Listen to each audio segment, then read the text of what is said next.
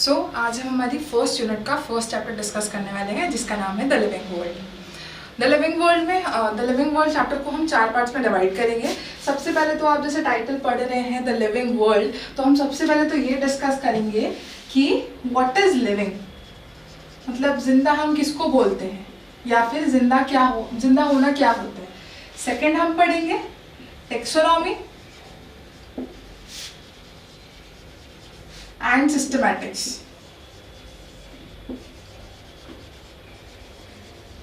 Next हम लोग पढ़ेंगे टेक्सोनॉमिक एड्स।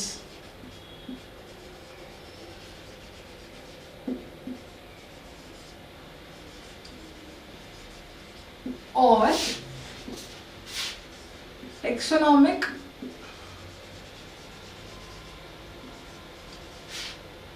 कैटेगरीज।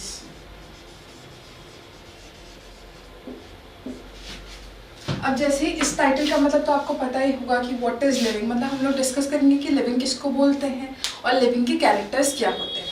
ठीक है, नेक्स्ट पार्ट में हम लोग डिस्कस करेंगे what is taxonomy. Taxonomy generally कि जैसे मान लीजिए मुझे कोई नया ऑर्गेनिज्म मिला या फिर कोई भी नया जानवर मिला या फिर कोई भी नई चीज़ मिली, तो मैं उसको कैसे अरेंज करूँगी कि वो लिविंग है नॉन लिविंग है। अगर वो लिविंग है तो किस में आ रहा है, और अगर लिविंग मतलब अगर वो किस में नहीं आ रहा है तो उसके कैरेक्टर उसके मतलब कहाँ मिल रहे हैं कि मैं उसको कहाँ प्लेस करूँ। ये सब किसके अंदर आएगा, टेक्सोनॉमी के अंदर। अब देखिए टेक्सोनॉमिक कैटेगरीज वो कैटेगरीज होंगी जिसके बेसिस पे मैं उसको डिवाइड कर पाऊंगी।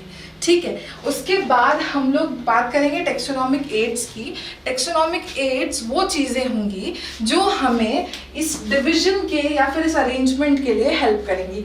एड का मतलब होता है हेल्प, तो यहाँ पे टेक्सोनॉमिक एड्स की हेल्प से हम लोग क्या करेंगे, चीज़ों को अरेंज करेंगे।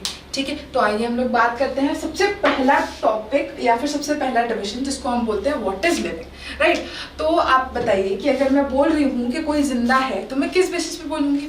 एक तो मैं ये बोल सकती हूँ कि वो चल रहा है, या फिर मैं सबसे पहले ये बोल सकती हूँ कि उसमें क्या हो रही है, ग्रोथ हो रही है। ग्रोथ इन द सेंस किसी भी चीज़ का बढ़ना या बड़ा होना इज ग्रोथ। ठीक है, नेक्स्ट क्या है कि वो क्या कर पा रहे हैं, रिप्रोड्यूस कर पा रहे हैं। रिप्रोड्यूस करने का मतलब बच्चे पैदा कर पा रहे हैं, तो नेक्स्ट कैरेक्टर क्या हो गया मेरा, बच्चे पैदा करना, दैट इज रिप्रोडक्शन। सेकेंड इसके बाद हम लोग क्या पढ़ते हैं कि जैसे एक बॉडी है तो बॉडी में क्या होती है, काफी केमिकल रिएक्शंस होती है। जैसे आप खाना खाते हैं, वो क्या है, खाना डाइजेस्ट होना इज अ केमिकल रिएक्शन। तो आगे हम लोग किसके बारे में बात कर रहे हैं, केमिकल रिएक्शंस। जब आपने जनरली पढ़ा होगा क्लास 10th में कि आपकी बॉडी में जितनी भी केमिकल रिएक्शंस होती है उसको मैं क्या बोलती हूँ, मेटाबॉलिज्म। तो नेक्स्ट कैरेक्टर क्या हो गया, मेटाबॉलिज्म। अब आपने पढ़ा होगा कि मेरी बॉडी आसपास के एनवायरनमेंट को लेके क्या करती है, रिस्पॉन्स प्रोड्यूस करती है। ठीक है, तो मैं क्या बोल सकती हूँ, रिस्पॉन्स टू एनवायरनमेंट।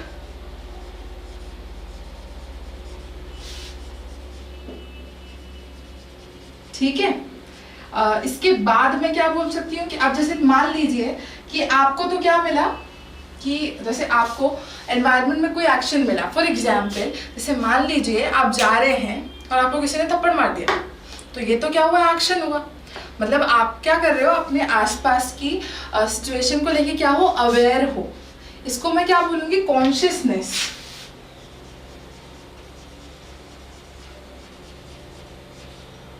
अब एक बात बताइए, अगर आपको किसी ने थप्पड़ मार दिया तो आप क्या सिर्फ उसका थप्पड़ खा के आ जाओगे, आप क्या उसको रिस्पॉन्ड नहीं करोगे। तो इसको मैं क्या बोल रही हूँ, रिस्पॉन्स टू एनवायरनमेंट। ठीक है, इतना समझ में आया। अब आप एक बात बताइए कि आपकी बॉडीज कैसी होती है, मतलब आपकी बॉडी को कोई और रेगुलेट करने आ रहा है क्या, आपकी बॉडी का ध्यान रखने कोई और आ रहा है क्या। तो हम लोग कैसे ऑर्गेनिजम्स हैं, लिविंग ऑर्गेनिजम्स कैसे लोग हैं, सेल्फ रेगुलेटरी हैं। मतलब वो क्या कर रहे हैं, अपने आप से अपनी बॉडी को क्या कर पा रहे हैं, रेगुलेट कर पा रहे हैं। तो मैं इसलिए क्या बोलूँगी, सेल्फ रेगुलेटरी। तो मेरे हिसाब से तो ये 5 मतलब ये 1 2 3 4 5 6 ये 6 कैरेक्टर्स हैं जिसके बेसिस पे मैं या फिर मैं बोल पा रही हूँ कि ये जिसमें ये कैरेक्टर होंगे वो क्या है, लिविंग है। बट हमारे एनसीईआरटी के हिसाब से यहाँ पे कुछ 5 कैरेक्टर्स हैं जो क्या है, जिनके बेसिस पे वो बोल रहे हैं कि कोई ऑर्गेनिज्म लिविंग है या फिर नॉन लिविंग है। ठीक है, तो आइए हम लोग उन 5 कैरेक्टर्स को डिस्कस करते हैं। सबसे पहला कैरेक्टर जो आपके एनसीईआरटी में दिया हुआ है दैट इज ग्रोथ। ग्रोथ अभी हमने डिस्कस किया कि कोई भी ऑर्गेनिज्म क्या है, किसी साइज में छोटा है, अगर वो बड़ा हो गया तो वो क्या हो गई, ग्रोथ हो गई उसकी, या फिर सेल्स में नंबर इंक्रीज होना इज ग्रोथ। नेक्स्ट क्या है मेरे पास, ग्रोथ के बाद क्या है, रिप्रोडक्शन। रिप्रोडक्शन क्या था, बच्चे पैदा करने की कला, या फिर अपने जैसे कुछ ऑर्गेनिजम्स को जन्म देने की कला इज रिप्रोडक्शन। नेक्स्ट क्या है मेरे पास, कॉन्शियसनेस। कॉन्शियसनेस का मतलब क्या है, मैं अपने आसपास के एनवायरनमेंट को लेके कितनी अवेयर हूं, दैट इज कॉन्शियसनेस। ओके, उसके बाद क्या हम पढ़ते हैं, सेल्यूलर ऑर्गेनाइजेशन, मतलब कि मेरी बॉडी सेल से मिलके बनी है या नहीं बनी है। ये आपने क्लास 8 में पढ़ा होगा, क्लास 9 में पढ़ा होगा, क्लास 10th में पढ़ा होगा। जब से आप लोग मतलब थोड़ी एडवांस साइंस पढ़ने लगे हैं तब से आपने पढ़ा होगा कि हमारी बॉडी किससे मिलके बनी होती है, सेल से मिलके बनी होती है। इसलिए जिस भी ऑर्गेनिज्म की बॉडी सेल से मिलके बनी होगी मैं उसको क्या बोल सकती हूँ कि वो लिविंग है। ठीक है, नेक्स्ट क्या है मेरे पास, मेटाबॉलिज्म। मेटाबॉलिज्म क्या है, मेरी बॉडी में होने वाली जितनी भी केमिकल रिएक्शंस है वो सब किसके अंदर आएंगी, मेटाबॉलिज्म के अंदर आएंगी। ठीक है, तो ये क्या है, 5 कैरेक्टर्स हैं जिसके बेसिस पे एनसीईआरटी ने लिविंग और नॉन लिविंग के बीच में डिफरेंशिएट किया है, उन दोनों को अलग किया है, पृथक किया है। क्लियर, आगे बढ़े। ठीक है, तो अब हम लोग क्या करेंगे, एक एक करके इन सारे कैरेक्टर्स को डिस्कस करेंगे। हम लोग सबसे पहला कैरेक्टर डिस्कस करते हैं जिसका नाम है ग्रोथ। तो ग्रोथ का मतलब क्या होता है, जैसे मान लीजिए कि आप जब पैदा हुए तो आप कितने से बच्चे थे, जैसे आप मान लीजिए आप क्या हैं, एकदम छोटे से बच्चे हैं। ठीक है, ये आप छोटे से बच्चे हैं, इसका नाम क्या है, पिंकू। ठीक है, अब ये पिंकू अभी कितने साल का है, अभी सिर्फ ये 1 महीने का है।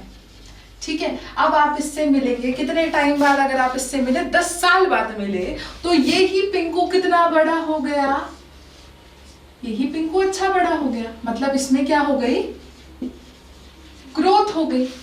तो क्या होता है, ग्रोथ का मतलब होता है कोई ऑर्गेनिज्म या फिर किसी भी चीज में उसका साइज बड़ा होना, उसका मास ज्यादा होना। ठीक है, तो ये क्या होता है, ग्रोथ होना। ग्रोथ होने का मतलब क्या है, increase in size and mass, या फिर मैं बोल सकती हूं इंक्रीज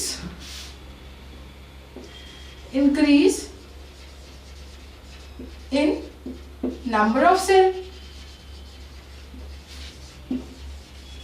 या फिर मान लीजिए कोई एक आपके पास कोई ऑर्गेनिज्म था, वो पहले इतना सा था, बैक्टीरिया की बात कर रहे हैं हम लोग, कोई ऑर्गेनिज्म था वो इतना सा था, वो क्या हो गया, आगे जाके थोड़ा सा और बड़ा हो गया, तो ये क्या हो गई, इसमें ग्रोथ हो गई।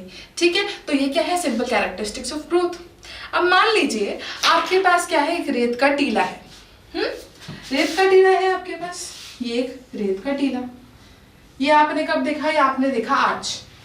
अब आप मान लीजिए यही रेत का टीला आपने कब देखा, 10 दिन बाद, तो इस रेत के टीले की साइज क्या हो गई, बड़ी हो गई, मतलब इसमें भी क्या हो गई, ग्रोथ हो गई। इसमें भी क्या हो गई, ग्रोथ शो कर रहा है। ये भी कैसे ग्रोथ शो कर रहा है कि वो क्या हो गया, बड़ा हो गया, टाइम के साथ बड़ा हो गया। तो मतलब क्या हुआ, ग्रोथ तो लिविंग भी शो कर रहे हैं, लिविंग भी शो कर रहे हैं और नॉन लिविंग भी शो कर रहे हैं। ठीक है, तो आप क्या कर पा रहे हैं, आप ग्रोथ को क्या कर, ये नहीं बता पा रहे ग्रोथ से कि ग्रोथ कैसा फीचर है, मतलब लिविंग का ही फीचर है या नॉन लिविंग का फीचर है, क्योंकि ये तो लिविंग में भी हो रहा है, नॉन लिविंग में भी हो रहा है। तो आप इसको डिस्क्राइब या फिर डिफरेंशिएट कैसे करेंगे कि ये लिविंग का है या फिर नॉन लिविंग का है। ठीक है, तो आपको क्या करना है, आपको ये देखना है कि किसी में भी अगर इंटरनल ग्रोथ हो रही है, इंटरनल मतलब अंदर से ग्रोथ हो रही है, ऐसा तो है नहीं कि ये जो पिंकू था, पिंकू ने क्या किया, पिंकू ने अपने आसपास कोई मिट्टी लपेट ली जिससे क्या हो गया, इसका साइज बड़ा हो गया, ऐसा तो हुआ नहीं। इसमें क्या हुआ, इसके अंदर बॉडी के अंदर क्या हुआ, इसका हाथ बड़ा हुआ, इसका मुंह बड़ा हुआ, इसका पैर बड़ा हुआ, जिससे क्या हुआ, इसकी ओवरऑल बॉडी में क्या हुआ, इंक्रीज हुआ। ये क्या ऐसी हो गई, इंटरनल ग्रोथ हो गई। ठीक है, अंदर से, बाहर से कोई आके उस पर कोई रेगुलेशन नहीं कर रहा है कि बाहर से आके उसके ऊपर कोई मिट्टी नहीं डाल रहा है जिससे वो क्या नहीं हो रहा, बड़ा नहीं हो रहा है। ठीक है, तो इस वाली ग्रोथ को मैं क्या बोल रही हूं, इंटरनल ग्रोथ। समझ पा रहे हैं आप लोग? इंटरनल ग्रोथ मतलब अंदर से ग्रोथ हो रही है। आप अपने आप को इमेजिन कीजिए, जैसे आप क्लास 5 में थे, उससे आज जब आप क्लास 11th में आ गए हैं तो क्या आप बड़े नहीं हो गए हैं? आप पे किसी ने क्या ऊपर से मिट्टी डाली या कुछ नई चीज करी जिससे आप बड़े हो गए, ऐसा तो हुआ नहीं।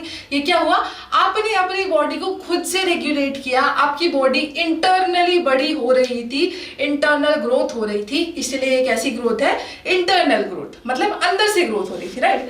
बट यही अगर मैं किसी रेत की टीले की, या फिर अगर आप कभी रेगिस्तान में गए हो तो इनको हम जनरली क्या बोलते हैं, सैंड ड्यून्स। किसी ने सुना होगा या फिर आपने सोशल साइंस में पढ़ा होगा सैंड ड्यून्स। तो सैंड ड्यून्स क्या होते हैं, जो रेगिस्तान में मिट्टी मिलती है ना, उसके क्या होते हैं, टीले बन जाते हैं, तो उन्हें बोला जाता है सैंड ड्यून्स, राइट। तो अगर ये सैंड ड्यून्स के क्या हो रहा है, अगर इनका साइज बड़ा हो रहा है तो इनकी कैसी हो रही है, इनकी भी ग्रोथ हो रही है। पर इनमें क्या होता है, जैसे मान लीजिए एक रेत का टीला था जो मैंने एक दिन देखा और ये 10 दिन बाद देखा, तो इसमें क्या हुआ, अंदर से कोई मिट्टी तो आई नहीं, इसमें क्या हुआ, बाहर से जो मिट्टी उड़ उड़ के आ रही है वो क्या हो रही है, इसके ऊपर जमा हो रही है, तब जाके ये कैसा हो गया, इतना बड़ा हो गया। तो मतलब जो इसमें ग्रोथ शो हो रही है वो कैसी हो रही है, एक्सटर्नल ग्रोथ शो हो रही है। समझ में आया? तो अगर मैं बोलूं कि ग्रोथ कैसा फीचर है, ग्रोथ किसका फीचर है, तो तुम बोल सकते हो कि लिविंग का भी है, नॉन लिविंग का भी है।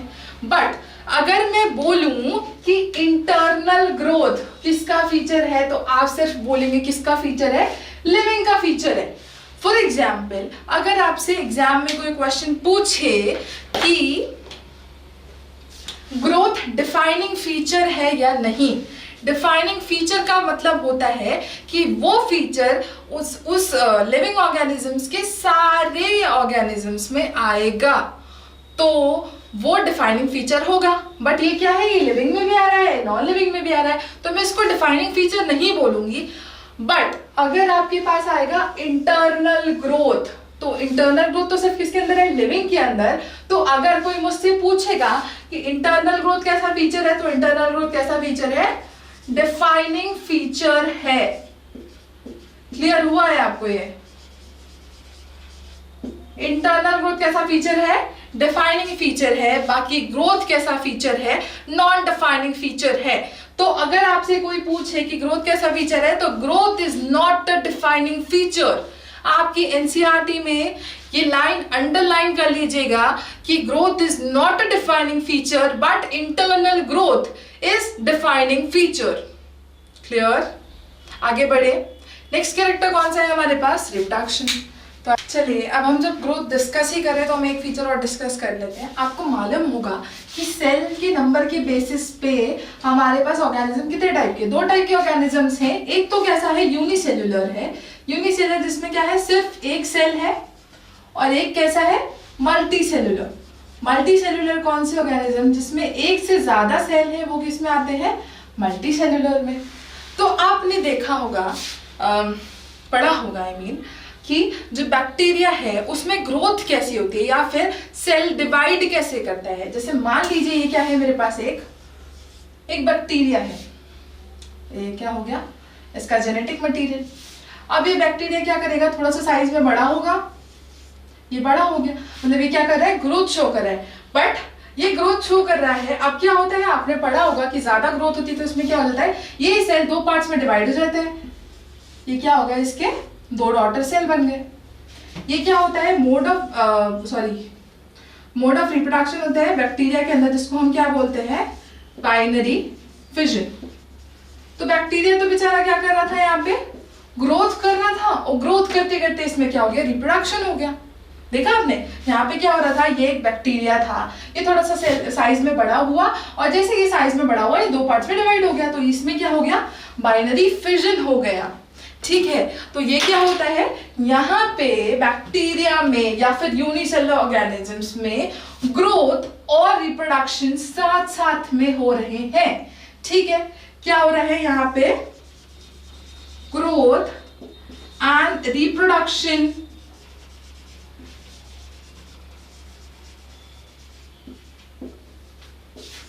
साथ साथ में हो रहे हैं, ठीक है। अब नेक्स्ट में किसकी बात करती हूँ, मल्टी सेल ऑर्गेनिजम्स की, यानी कि हम लोग।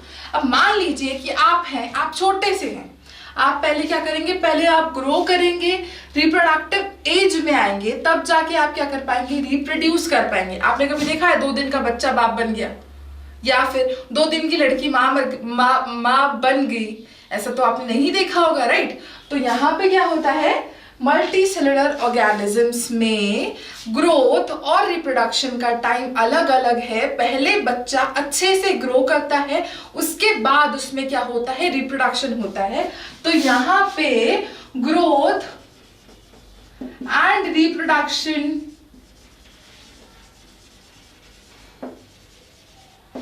do not occur at the same time.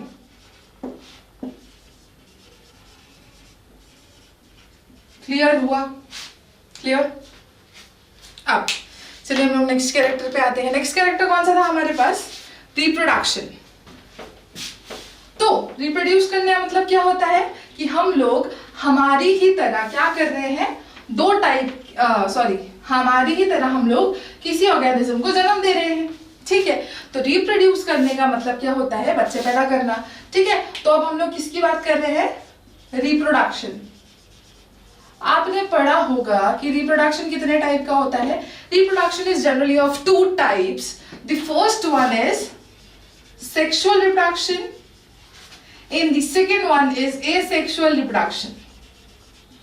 दोनों में डिफरेंस क्या होता है मालूम होगा आप लोग। देखिए, सेक्सुअल रिप्रोडक्शन में क्या होता है, 2 पेरेंट्स की रिक्वायरमेंट होती है। फॉर एग्जाम्पल एक मेल और एक फीमेल, राइट। फॉर एग्जाम्पल हम लोगों में आप देखिएगा, हम में एक फीमेल होती है और एक मेल होता है। दोनों में क्या बनते हैं, गैमीट्स बनते हैं, जिनका फिर क्या होता है, बाद में फ्यूजन होता है। तो सेक्सुअल रिप्रोडक्शन में मैं लिख सकती हूँ, यहाँ पे क्या होता है, fusion of gametes. Clear. Next क्या है मेरे पास, एसेक्सुअल रिप्रोडक्शन। यहाँ पे गैमीट्स का फ्यूजन नहीं होता, यहाँ पे क्या होता है, एक ही पेरेंट इन्वॉल्व होता है, या फिर एक ही पेरेंट बच्चे को जन्म दे सकता है। क्लियर। चलिए आगे बात करते हैं। तो अब आपने देखा होगा कि यहाँ पे छोटे से छोटा ऑर्गेनिज्म कौन सा, बैक्टीरिया। बैक्टीरिया भी क्या कर रहा है, रिप्रोडक्शन कर रहा है। और एक बड़ा सा हाथी, एलिफेंट, वो भी क्या कर रहा है, रिप्रोड्यूस कर रहा है। हाथी देख लो, किसी कुत्ते को देख लो, कुत्ते को देखा है आपने, एक कुत्ता कम से कम 5-6 कुत्तों को जन्म देता है। या फिर चूहे को देख लो, चूहे में भी 3-4 बच्चे पैदा होते हैं, ठीक है। तो आपने देखा होगा कि यार ये बैक्टीरिया है, एक एलिफेंट है, एक डॉग है, सारे तो क्या कर रहे हैं, रिप्रोड्यूस कर रहे हैं। तो बैक्टीरिया रिप्रोडक्शन तो कैसा फीचर होना चाहिए, डिफाइनिंग फीचर होना चाहिए। पर यहाँ पे भी क्या है, कुछ एक्सेप्शंस है। आपने पढ़ा होगा या फिर आपने कभी सुना होगा म्यूल। म्यूल को हम लोग हिंदी में क्या बोलते हैं, खच्चर बोलते हैं म्यूल को, ठीक है। म्यूल किससे मिलके बना होता है, म्यूल एक डोंकी और एक हॉर्स से बना होता है। जब क्या कराते हैं हम, इन दोनों की मेटिंग कराते हैं, इन दोनों में क्रॉस कराते हैं, या इन दोनों में फर्टिलाइजेशन जब होता है तब क्या मिलता है, हमें एक म्यूल मिलता है, ठीक है। अब ये म्यूल कैसा होता है, म्यूल कैसा होता है, स्टेराइल होता है। स्टेराइल का मतलब क्या होता है, किस किस को मालूम है स्टेराइल का मतलब। स्टेराइल वो ऑर्गेनिज्म होते हैं जो आगे जाके अपने जैसे ऑर्गेनिज्म को जन्म नहीं दे पाते। फॉर एग्जाम्पल स्टेराइल का मतलब होता है जो क्या नहीं कर पाते, रिप्रोड्यूस नहीं कर पाते, ठीक है। तो म्यूल कैसा हो गया ऑर्गेनिज्म, म्यूल स्टेराइल ऑर्गेनिज्म हो गया। क्लियर। एक और एग्जाम्पल देखते हैं हम लोग। एक एग्जाम्पल क्या है, हम लोगों में देख लीजिए आप लोग, इनफर्टाइल ह्यूमंस बोलते हैं ना, हमारे यहाँ बांझ है। बांझ का मतलब क्या होता है, वो बच्चे पैदा नहीं कर पाती, वो औरत बच्चे पैदा नहीं कर पाती, तो वो क्या हो गई, इनफर्टाइल हो गई, मतलब वो क्या नहीं कर पा रही, रिप्रोड्यूस नहीं कर पा रही। बट क्या वो जिंदा नहीं है, जिंदा तो वो है। तो यहाँ पे जो रिप्रोडक्शन है वो कैसा फीचर हो गया, नॉन डिफाइनिंग फीचर हो गया, बिकॉज वो हर लिविंग ऑर्गेनिज्म पे क्या नहीं हो रहा, इम्प्लाई नहीं हो रहा है। क्लियर। आगे चलते हैं।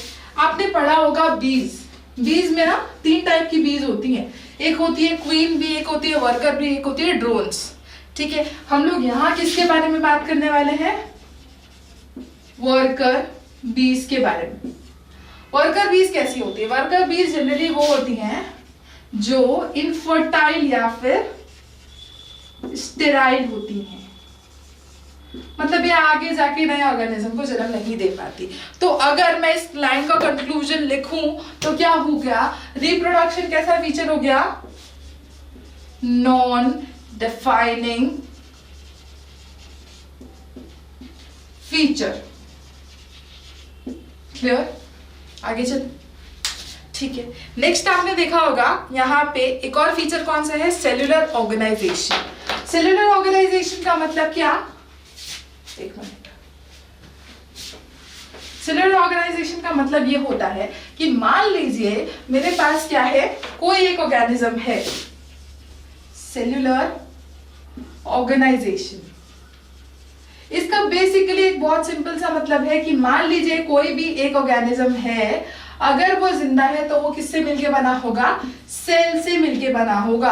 आपने क्लास 9th में एक चैप्टर पढ़ा होगा, cell the unit of life. मतलब सेल मतलब जिससे क्या हो रहा है? सेल वो ऑर्गेनिज्म है, सेल वो चीज है जिससे जितने भी लिविंग ऑर्गेनिज्म है मिलके बने हुए हैं। तो सेल क्या हो गया? एक फंडामेंटल यूनिट ऑफ लाइफ हो गया। मतलब एक नॉर्मल ऑर्गेनिज्म को जिंदा रहने के लिए या फिर कोई भी प्रॉपर फंक्शनिंग के लिए एक सेल रिक्वायर्ड होता है। आपने यहाँ पे यूनिसेलुलर ऑर्गेनिज्म में भी क्या होता है? एक ही सेल होता है जो सारे काम करता है। बाकी मल्टीसेलुलर में भी क्या होता है? बहुत सारे सेल्स मिलकर कुछ पर्टिकुलर काम करते हैं। तो यहाँ पे एक और फीचर कैसा हो गया? Cellular organisation. सेलुलर ऑर्गेनाइजेशन एक क्या है? डिफाइनिंग फीचर है। डिफाइनिंग फीचर का मतलब क्या है? ये हर लिविंग ऑर्गेनिज्म में ये क्या होगा? प्रेजेंट होगा। क्लियर? आगे चले, नेक्स्ट फीचर के बारे में बात करते हैं। नेक्स्ट फीचर कौन सा था हमारे पास? मेटाबॉलिज्म। मेटाबॉलिज्म क्या है? मेटाबॉलिज्म मेरी बॉडी में होने वाली जितनी भी केमिकल रिएक्शंस है वो किसके अंदर आती हैं? मेटाबॉलिज्म में आती है। अब आपने देखा होगा कि आप खाना खाते हैं तो आप आप जो खाना खाते हैं उसमें जनरली कौन कौन से मिनरल्स या फिर विटामिन्स या फिर कौन कौन से कंपाउंड्स होते हैं? सबसे पहले तो हमारे पास क्या होता है? कार्बोहाइड्रेट्स। नेक्स्ट होता है हम लोग के पास फैट्स, प्रोटीन्स। तो ये सब क्या होते हैं? बड़े बड़े मैक्रोमॉलिक्यूल्स होते हैं। ठीक है, किसी कोई बात समझ में आई या नहीं आई? नहीं आई, बहुत सारे लोग नहीं आई होगी। चलिए इसको और अच्छे से बताते हैं। फॉर एग्जाम्पल मान लीजिए आपने एक आलू खाया, इतना बड़ा आलू आपके पास था। उस आलू में क्या होते हैं? कुछ तो बहुत मेजॉरिटी के अमाउंट में क्या है? कार्बोहाइड्रेट है। तो अब क्या है? ये कार्बोहाइड्रेट मैं ऐसे के ऐसे तो मेरी बॉडी में आ नहीं जाएंगे, इन्हें क्या करना पड़ेगा? मुझे छोटे छोटे पार्ट्स में तोड़ना पड़ेगा। ठीक है, तो मेरी बॉडी में क्या होती है? 2 टाइप की रिएक्शंस होती है। एक तो कैसी रिएक्शन होती है कि मान लीजिए मेरे पास क्या है? दो छोटे छोटे मॉलिक्यूल्स है, मैं क्या कर रही हूँ? उनको मिलके एक बड़ा मॉलिक्यूल बना रही हूँ। ठीक है, जब मैं इसको मिलके एक बड़ा मॉलिक्यूल बनाऊंगी तो मैं उसको क्या बोलूंगी? एनाबॉलिज्म। क्लियर? बट अगर मैं क्या कर रही हूँ? एक बड़े से मॉलिक्यूल्स को 2 अलग अलग पार्ट में क्या कर रही हूँ? काट रही हूँ, तो मैं उसे क्या बोलूंगी? कैटाबॉलिज्म। याद करने में आसानी होगी, ऐसे ही याद करिएगा कि कैसे क्या है? एक बड़ा सा मेरे पास मॉलिक्यूल है, मैं उसको क्या कर रही हूँ? काट दे रही हूं, तो वो क्या होगा? कैटाबॉलिज्म। काटना, कैटाबॉलिज्म सिमिलर साउंड कर रहे हैं, तो ये आपको याद करने में आसानी होगी। ठीक है, तो अब मैंने क्या करा? मेटाबॉलिज्म में क्या हो रहा है? मेरी बॉडी के अंदर जितनी भी केमिकल रिएक्शंस हो रही है वो किसके अंदर आ रही है? मेटाबॉलिज्म के अंदर आ रही है।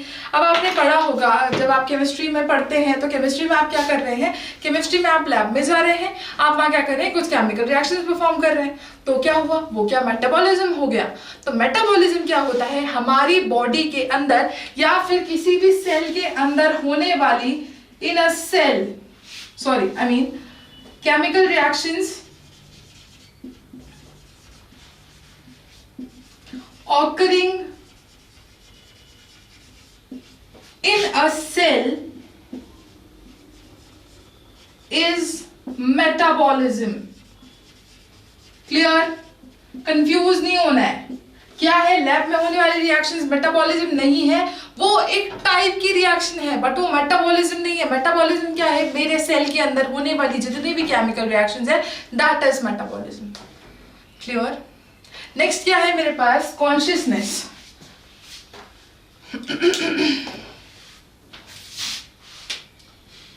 नेक्स्ट फीचर कौन सा है?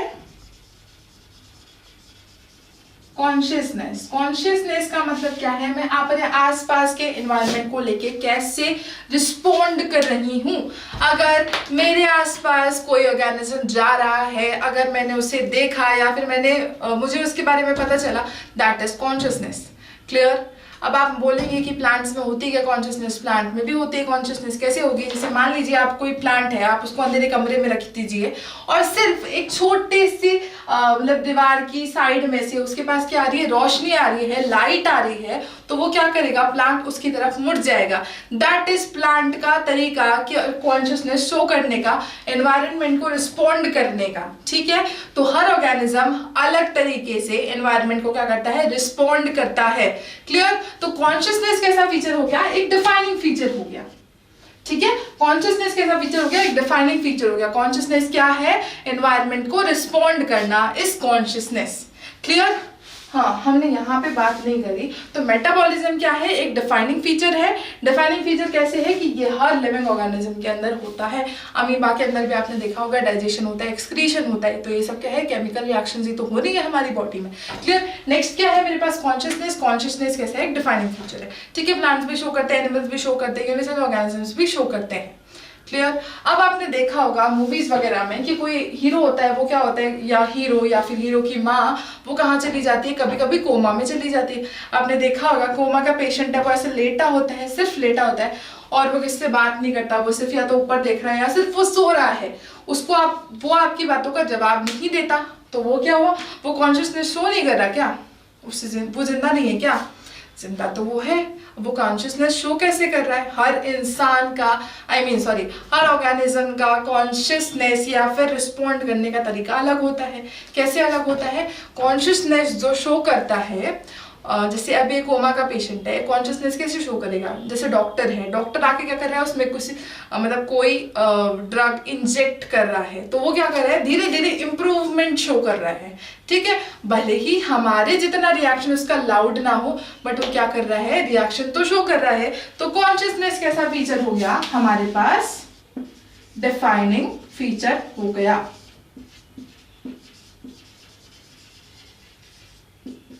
अब क्या है? आपकी एनसीईआरटी में एक डेफिनेशन दी हुई है कि लिविंग ऑर्गेनिजम्स कैसे होते हैं। अगर मैं लिविंग ऑर्गेनिज्म को क्या करूं, उनको एक डेफिनेशन में लेना चाहूं, तो मैं कैसे लूंगी? कि क्या लिखूंगी मैं? कि लिविंग ऑर्गेनिज्म कैसे होते हैं, लिविंग ऑर्गेनिजम्स कैसे होते हैं? Self replicating,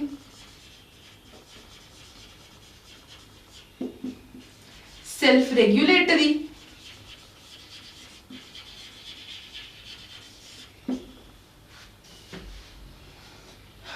self regulating, self रेप्लिकेटरी।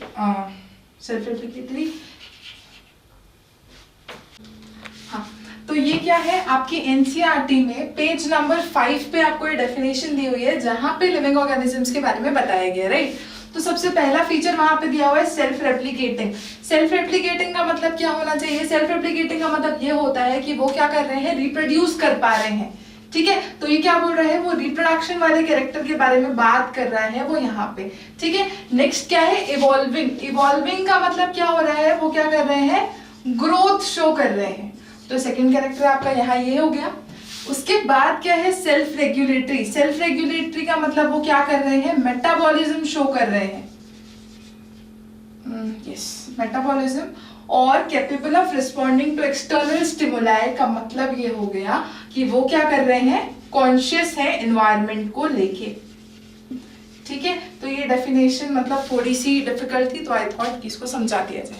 ठीक है? अब नेक्स्ट क्या है? हमने इस चैप्टर को 4 पार्ट्स में डिवाइड किया था। सबसे पहला कौन सा था? What is living. नेक्स्ट उसके बाद हम लोग क्या बात कर रहे हैं कि टेक्सोनॉमी क्या होती है। ठीक है? तो हम लोग नेक्स्ट टॉपिक स्टार्ट करते हैं, व्हाट इज टेक्सोनॉमी, राइट? तो टेक्सोनॉमी, जैसे मान लीजिए आप किसी जंगल में गए, या फिर आप कहीं ऐसे टहल रहे हैं, अब आप साइंस के स्टूडेंट हैं, क्लास 11th में हैं, ठीक है, तो आप ऐसे घूम रहे हैं तो आपको क्या मिला, एक जानवर मिला, ठीक है।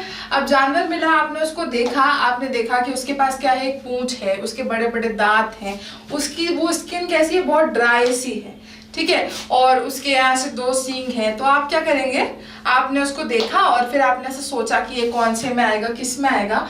तो आपने क्या करा, आपने बहुत सोचा, फिर आपने सोचा कि चलो मैं इसको घर लेके चलता हूँ, घर इन द सेंस किसी साइंटिस्ट के पास लेके चलता हूँ। वो साइंटिस्ट क्या करेगा, इसको डिस्क्राइब करेगा कि वो किसके अंदर आता है, ठीक है। तो अब क्या होता है, ये जो साइंटिस्ट हैं इन्हें क्या बोला जाता है, टेक्सोनॉमिस्ट।